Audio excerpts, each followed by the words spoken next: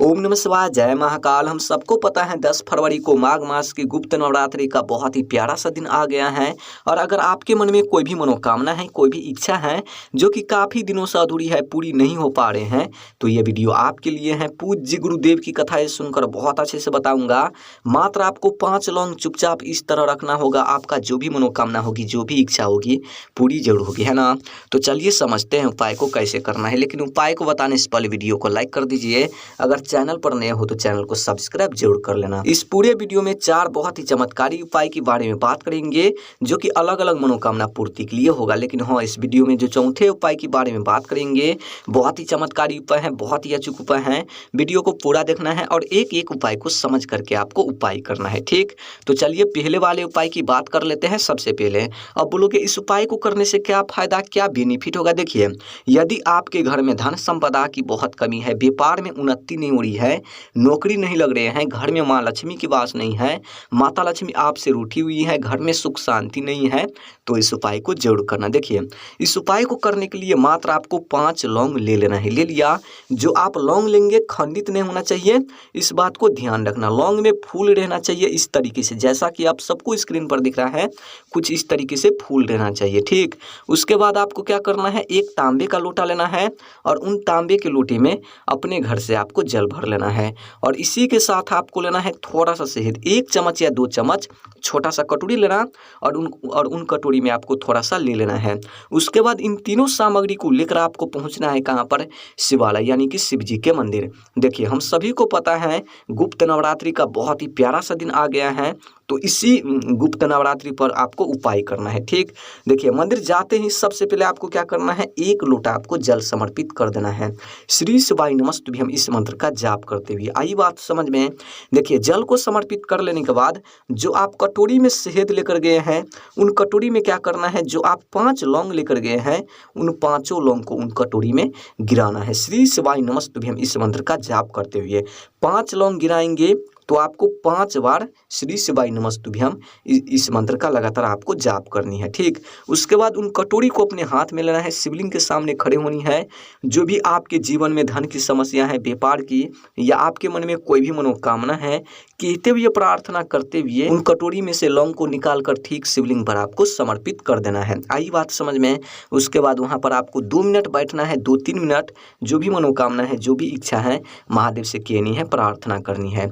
यकीन मानिए, इस उपाय को यदि आप कर लेते हैं गुप्त नवरात्रि यानी कि गुप्त नवरात्रि का पहले दिन में, तो जो भी धन की समस्या होगी हमेशा हमेशा के लिए दूर होगी, है ना। चलिए अब बात कर लेते हैं दूसरी उपाय के बारे में। अब बोलोगे इस उपाय को करने से क्या फायदा, क्या बेनिफिट होगा। देखिए, यदि आपके मन में कोई भी मनोकामना है, कोई भी इच्छा है जो कि काफ़ी दिनों से अधूरी है, पूरी नहीं हो पा रहे हैं, काफ़ी व्रत करने के बाद, काफ़ी उपाय कर लेने के बाद फिर भी मनोकामना अधूरी के अधूरी रह गए हैं, तो इस उपाय को जरूर करना। देखिए, इस उपाय को करने के लिए आपको स्क्रीन पर क्या दिख रहा है, चावल। आपको लेना है कितना, मात्र आपको 9 चावल के दाने ले लेना है। ले लिया। ज़्यादा लेने की जरूरत नहीं है, मात्र 9 ठो। और जो आप चावल के दाने लेंगे खंडित नहीं होना चाहिए, इस बात को ध्यान रखना। और उसके बाद आपको लेना है 1 चम्मच या 2 चम्मच कच्चा दूध, छोटा सा कटोरी लेना और उन कटोरी में थोड़ा सा कच्चा दूध ले लेना है। और उसके बाद आपको लेना है 1 स्टील का लोटा और उन स्टील के लोटे में अपने घर से आपको जल भर लेना है। अब इन तीनों सामग्री को लेकर आपको पहुंचना है कहाँ पर, शिवालय यानी कि शिव जी के मंदिर। देखिए, हम सभी को पता है कल है प्रतिपदा तिथि, शनिवार, बहुत ही शुभ दिन है। पूज्य गुरुदेव ने बोला है कि ऐसी विशेष तिथि पर जाए तो इस विशेष उपाय को करने से मत चूकना। बहुत ही चमत्कारी उपाय है, बहुत ही अच्छे उपाय हैं। देखिए, मंदिर जाते ही सबसे पहले आपको क्या करना है, समझना मेरी बात को। जो आप 1 लोटा जल लेकर गए हैं, सबसे पहले आपको थोड़ा सा जल समर्पित कर देना है शिवलिंग पर। श्री शिवाय नमस्तुभ्यं इस मंत्र का जाप करते हुए। पूरा जल नहीं समर्पित करना है, नहीं, बस आपको थोड़ा सा करना है और बाकी जल आपको बचाना है। आई बात समझ में। देखिए, बाकी जल बचाने के बाद आपको क्या करना है, उन जल में क्या करना है, जो आप 1 चम्मच या 2 चम्मच कच्चा दूध लेकर गए हैं, उन कच्चा दूध को मिलाना है। और जो आप चावल के दाने लेकर गए हैं, 9 ठो चावल के दाने, उन 9 चावल के दाने को भी मिलाना है उन जल में।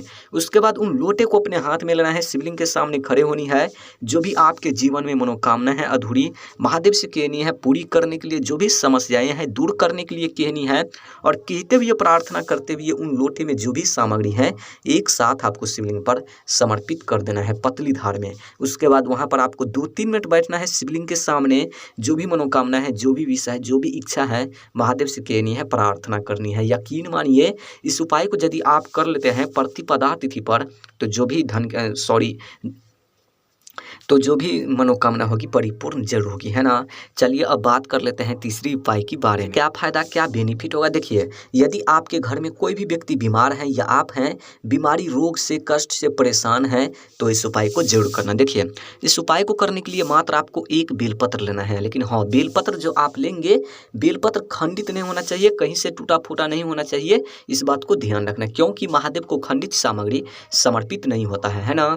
उसके बाद आपको क्या करना है, एक तांबे का लोटा लेना है और उन तांबे के लोटे में अपने घर से आपको जल भर लेना है। अब इन दोनों सामग्री को लेकर आपको पहुंचना है कहाँ पर, शिवालय यानी कि शिव जी के मंदिर। देखिए हम सभी को पता है अभी माघ का महीना चल रहा है और कल है प्रतिपदा तिथि शनिवार, बहुत ही शुभ दिन है, बहुत ही विशेष दिन है।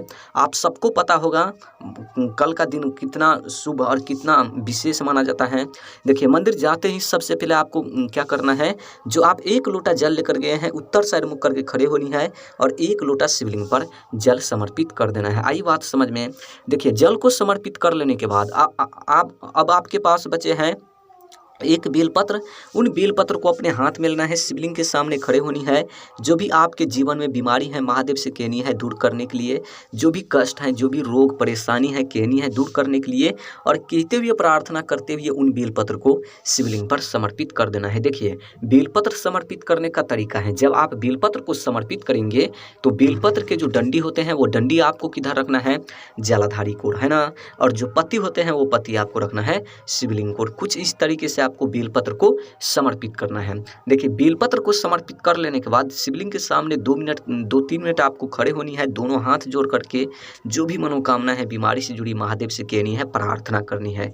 उसके बाद उन बेलपत्र को वापस से उठाना है शिवलिंग पर से और जो व्यक्ति बीमार है घर जाकर उन व्यक्ति को खिलाना है। अगर आप है बीमार तो आपको खाना है। यकीन मानिए इस उपाय को यदि आप कर लेते हैं माघ माह में प्रतिपदा तिथि पर शनिवार के दिन तो जो भी बीमारी होगी जीवन में हमेशा हमेशा के लिए दूर होगी, है ना।